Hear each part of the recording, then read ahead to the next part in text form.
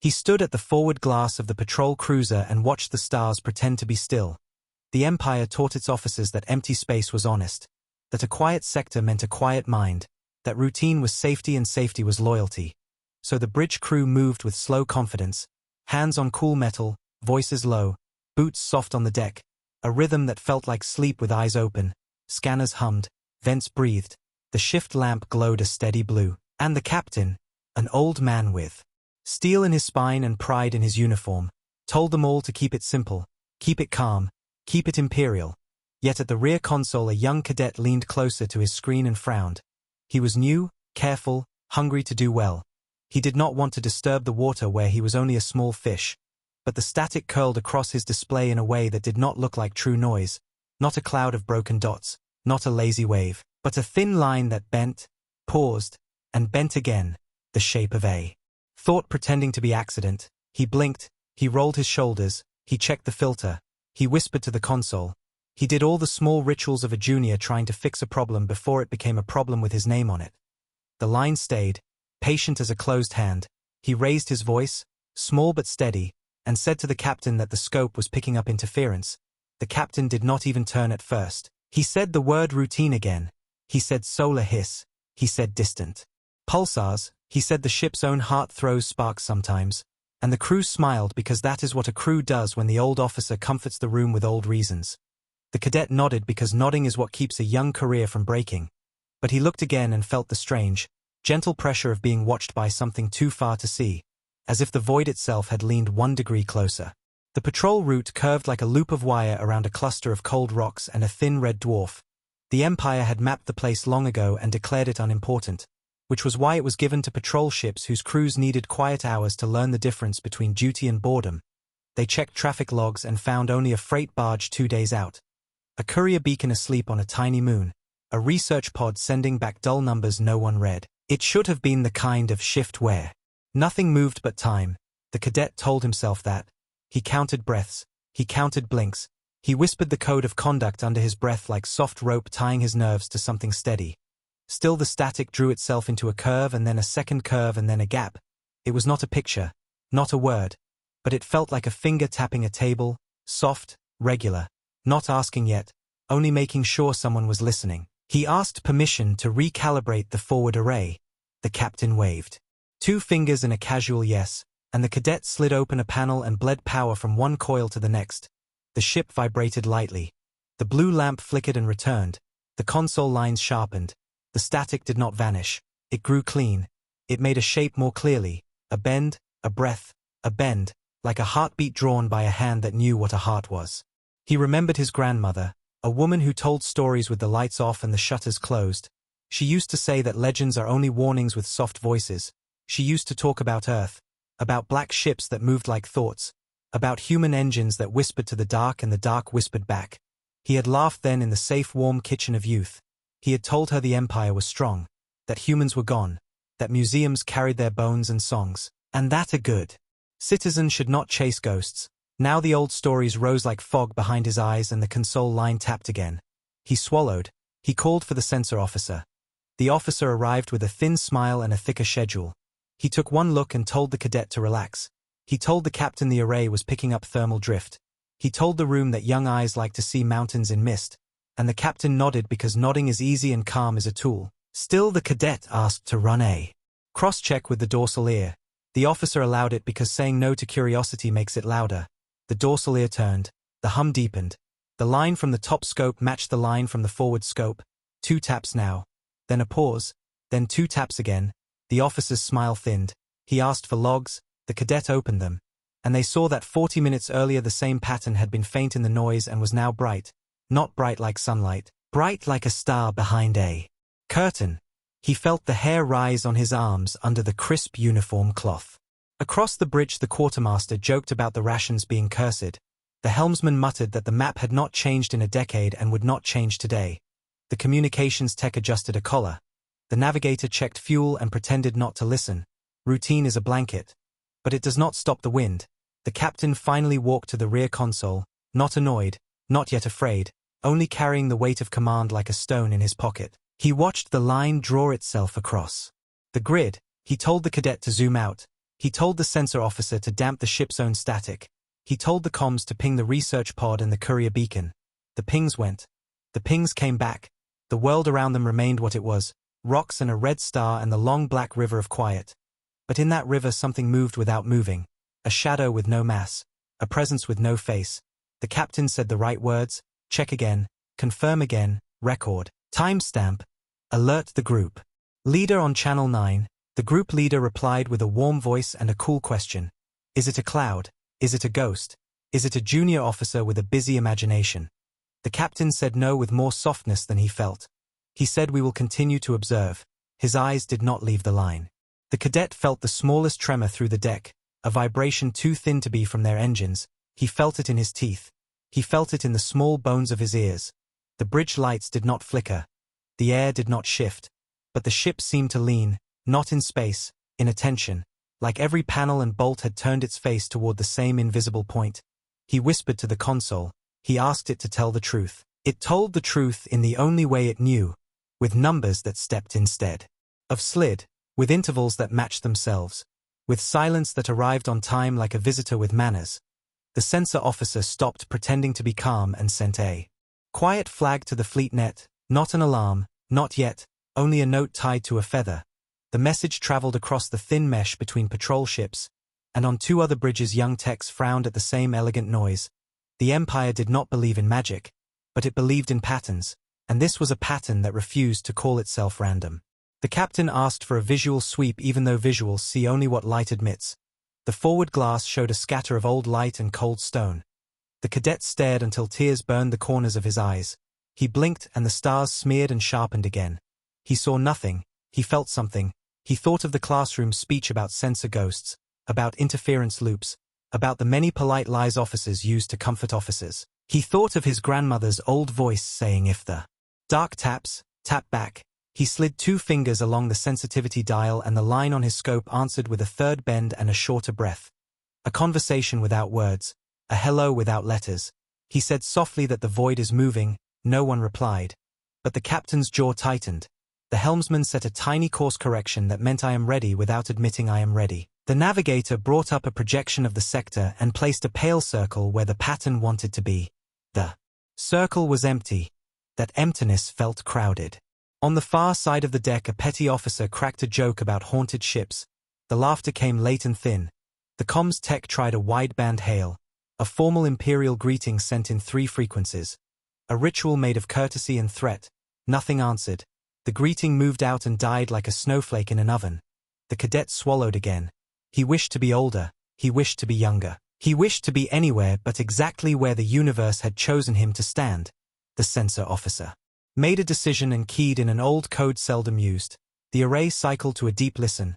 The hum under the floor rose. The consoles dimmed and returned.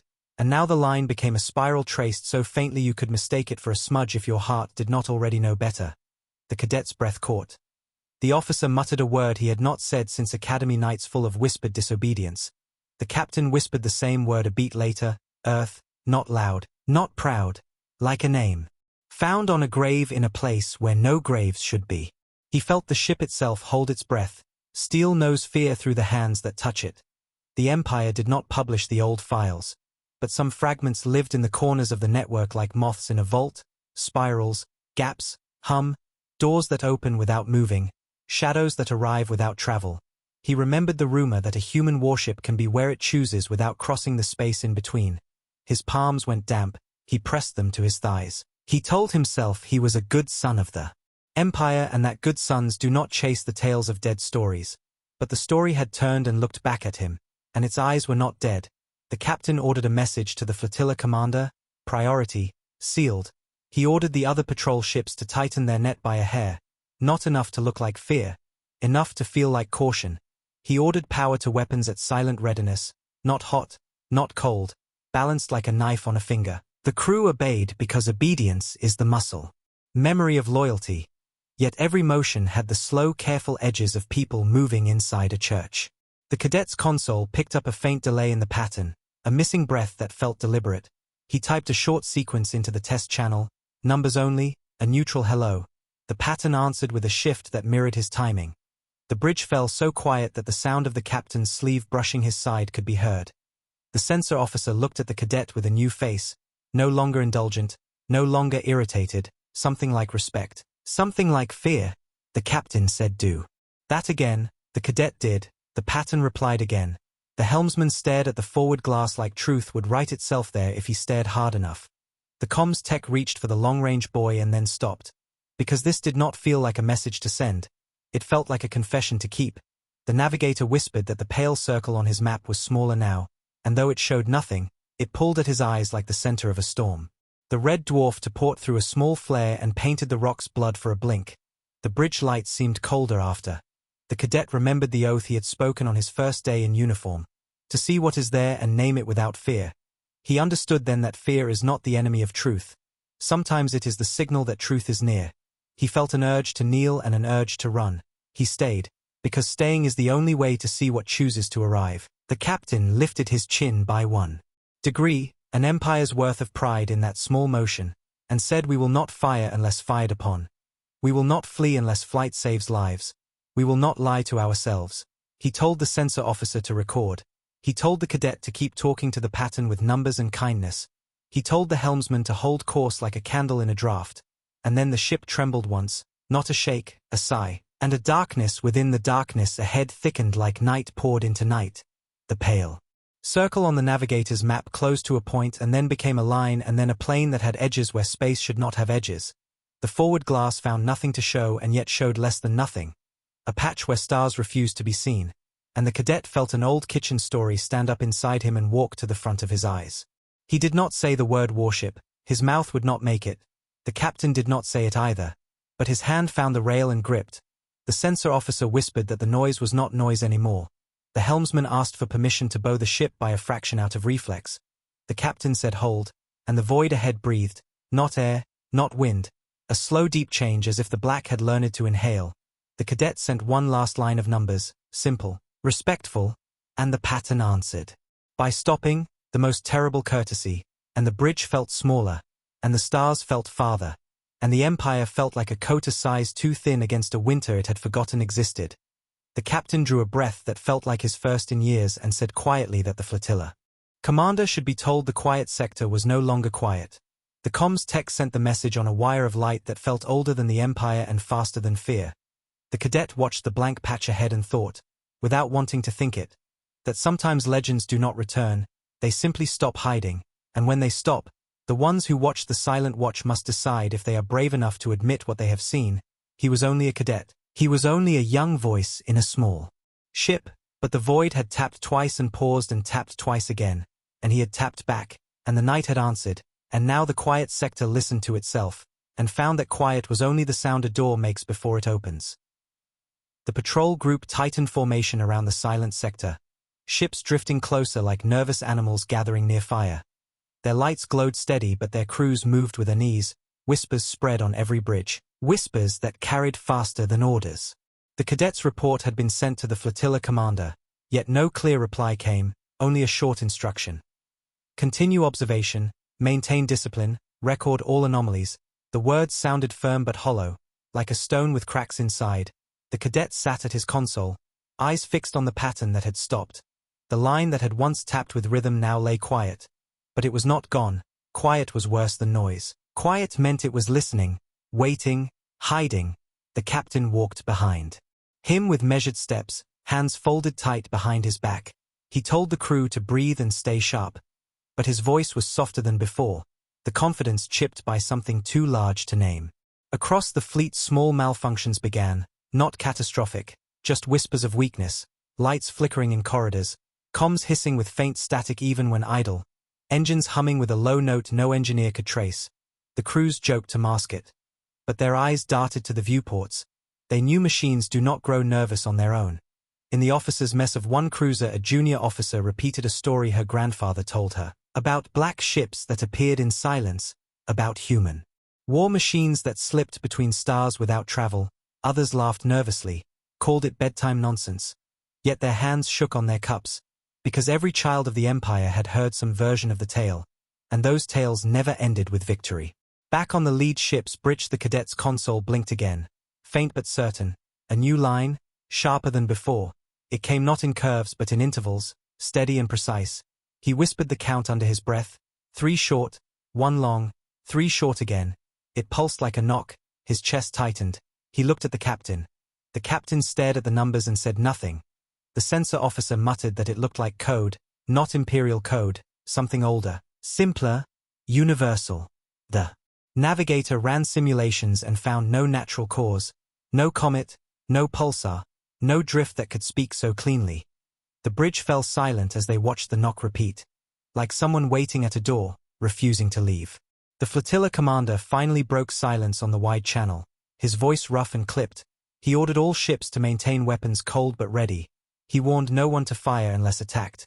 But his words trembled at the edges. He had seen the reports. He had seen the faint patch of void where stars refused to shine. He knew what the old whispers called it. Still he used other names: anomaly, distortion, phantom mass. Names that made it sound small enough to control. But the crews heard the lie inside the names, and fear grew heavier. The cadet leaned close to the glass, the stars beyond blurred, then sharpened, then blurred again, as if something vast moved between them and the light. He felt his stomach twist, not from motion but from instinct, the instinct of prey in the shadow of a predator. He whispered without meaning to. "It is coming." The helmsman shot him a sharp look, the captain barked for silence. But the word had already settled on the bridge, and every heart knew it was true. In the distance the void thickened. Again, not a flash, not a beam, but a deepening darkness, like paint spilled on glass, covering constellations one by one. The cadet gripped the edge of his console until his knuckles went white. His grandmother's warning echoing in his mind. When the dark knocks, do not laugh, because it always waits for an answer. The knocking pattern pulsed once more, louder, brighter, filling every scope across the flotilla, and then it stopped. Silence returned. Silence so heavy it crushed words in the throat. The captain stood stiff, his voice low and flat when he said, "Record everything, do not blink," and outside, the emptiness ahead of them breathed again, as though the night itself had taken notice, as though a door between stars was about to open. The void in front of the patrol no longer looked like ordinary space. It thickened and bent in ways no star map could explain, a curtain of night folding in on itself. Scanners tried to lock on but readings slipped away like water through open fingers. The crews of every ship leaned toward their viewports as if their eyes might see what machines refused to admit. The cadet's screen lit again with sharp pulses. 3 short, 1 long, 3 short, then silence, then again. It was no longer background noise. It was a deliberate knock. The bridge air grew heavier with every beat. Officers shifted in their seats. Even the captain's voice when he ordered steady hands came out thin. The cadet could not look away. His heart thudded in rhythm with the signal, each knock like a drum calling something closer. Then the stars blinked out, not all at once but in patches. Constellations swallowed piece by piece as though an invisible shape pressed against the sky. The navigator gasped and swore it was an asteroid field forming. But the pattern was wrong, too sharp, too straight, a geometry that belonged to design, not nature. The helmsman muttered that the void had edges, and those edges were moving. The cadet pressed his forehead to the glass and saw it, a darker shadow within the darkness, so immense. His mind struggled to measure it. The silence on the bridge broke only when one petty officer whispered the word warship. The captain barked at him to hold his tongue. But the word was already in the air, and everyone felt it fit. Across the flotilla comms hissed with nervous chatter. Junior officers reporting systems straining, lights flickering, engines humming too deep. Admirals demanded order. But their voices cracked. The Empire had long mocked the myths of Earth's ships, called them fairy tales told by broken colonies. Yet every man and woman on those bridges had heard the stories in childhood. And now those stories leaned over them, real and close.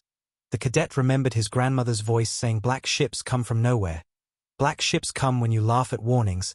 He shut his eyes, and when he opened them the shadow had shape. Lines of faint light tracing across a hull vast enough to eclipse constellations. It was not fully there, not yet, but its outline was clear, metal ribs glowing as if written by hidden fire, engines pulsing slow like the breath of something alive. The patrol fleet fell silent. No one dared speak.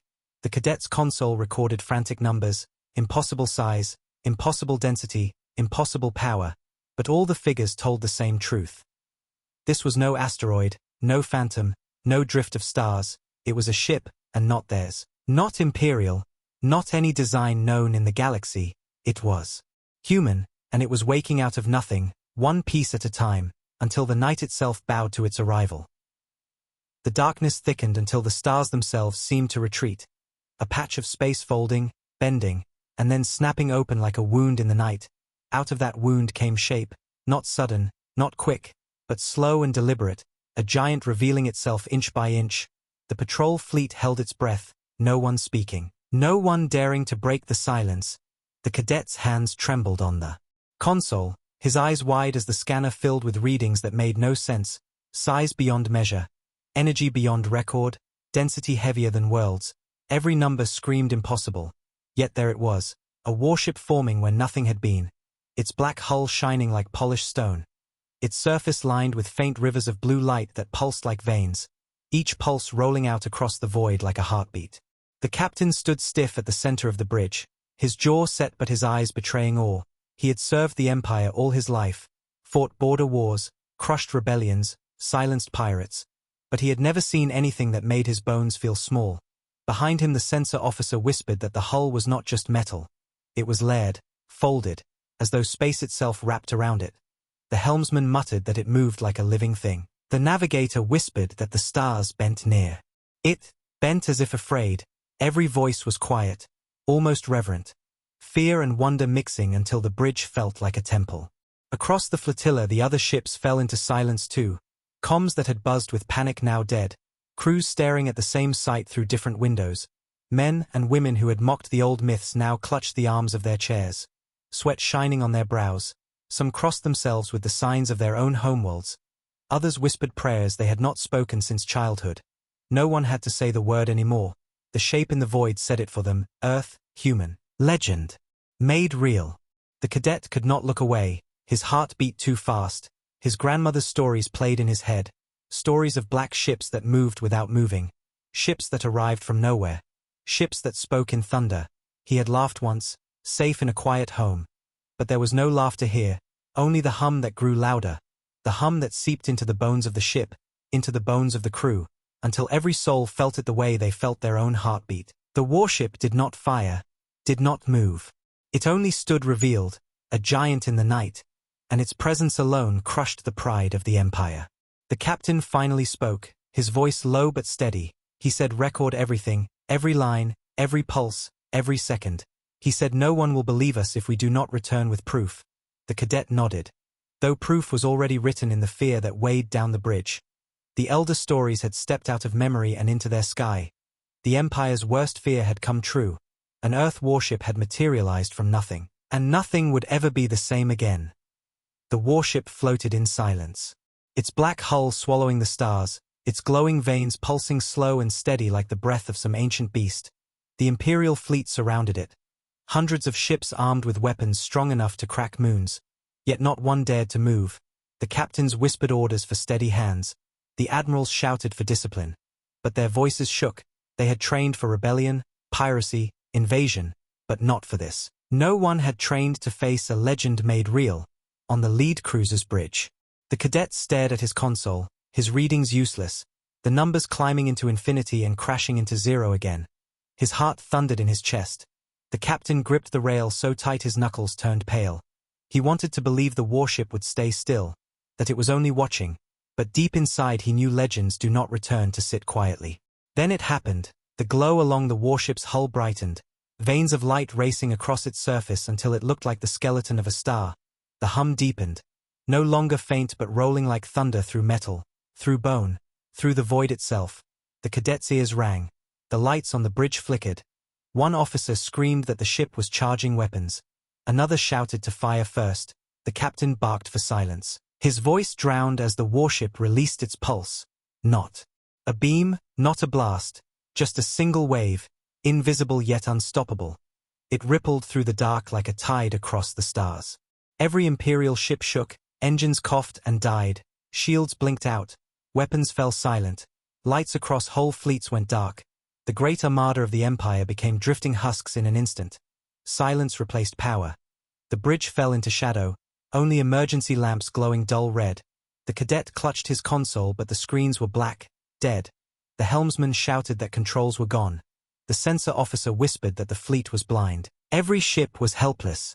The proud Empire, its finest warships, its strongest admirals, reduced to silence by a single pulse. Panic broke across the comms, voices screaming, begging for orders, cursing, praying. One admiral cried that it was impossible. Another shouted that it must be sabotage. But the crews knew better. They felt it in their bones. It was not sabotage. It was power, power greater than anything they had imagined. The cadet's breath came in shallow gasps. He thought of his grandmother's stories, of black ships that could silence fleets with a whisper. He had not believed her. No one had believed her. But the truth was here, alive, and they were drifting in its shadow. The warship did not fire again. It did not need to. One pulse was enough to strip the Empire of its pride. One pulse had shown the truth of the old legends. One pulse had told them what words could not. The Empire's worst fear was not myth. It was standing before them, awake and watching, and the silence it left behind was heavier than any weapon. The fleet drifted in silence, hundreds of Imperial ships powerless, their proud engines cold, their weapons dark, their shields gone as if they had never existed. Only the dull red glow of emergency lamps lit the bridges. Crews sat frozen, staring at dead consoles. No one dared to speak too loud. The Empire had always promised that its fleets were untouchable, that nothing in the stars could break them. Yet one ship, a shadow out of nowhere, had humbled them with a single breath. Fear settled over the men and women like a heavy cloak. The cadet on the lead cruiser gripped his chair until his knuckles ached, sweat running down his neck, his grandmother's voice echoing in his skull. Black ships do not need fire.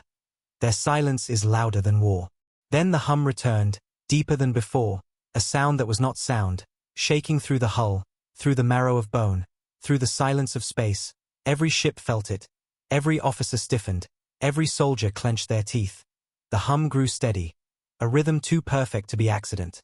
The cadet's breath caught when the hum twisted, bent into something sharper, something shaped. The comms lit without power. The emergency speakers crackled though no one had touched them. And a voice rolled across the fleet. It was human, deep, clear, carrying weight older than the Empire itself. It spoke in perfect Imperial tongue, cold and deliberate. Your Empire feared us for a reason. The bridge froze, no one moved, no one breathed. The words cut deeper than any weapon. Because they carried history, they carried memory, they carried accusation. The helmsman whispered a curse and dropped his eyes. The sensor officer shook his head in disbelief. The captain's jaw trembled though he fought to look firm. The cadet felt his chest tighten until it hurt. Those words were not just threat, they were truth. Truth spoken by the kind of voice that did not need to shout.